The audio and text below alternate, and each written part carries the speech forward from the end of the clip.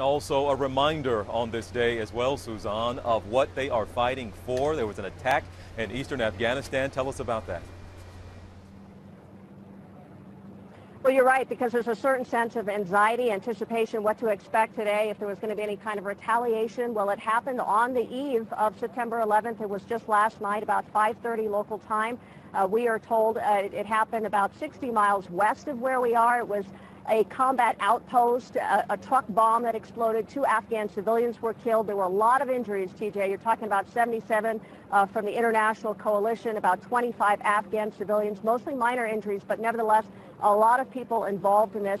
We had an opportunity this morning to talk to General John Allen. He is the head of the U.S. and NATO mission here in Afghanistan. It was an exclusive interview, and he told us what he believes this attack means and also the threat, the mission that is taking place here in Afghanistan. I think it really indicates much more about what the Taliban are unable to do than what they're able to do. This attack was a high-profile attack. It was a pretty significant suicide vehicle bomb. But they have been ejected from the population in so many places around the country that their only ability to influence the battlefield on many occasions is simply the high-profile attack.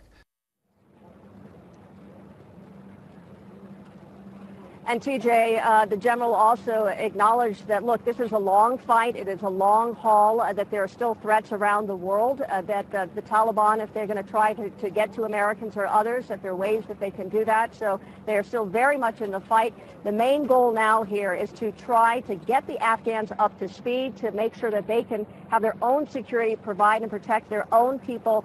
That by the end of 2014, that is the goal when U.S. and NATO combat troops come home. But General Allen also said, look, we're going to be in this for the long haul. You're going to have a huge civilian effort. There are going to be trainers here. There's going to be military here for years and years to come to make sure that this country is stable, that the Taliban and Al-Qaeda do not gain power again and use this country as a safe haven, and that there will be other hot spots in other places that the U.S. military is going to be critical.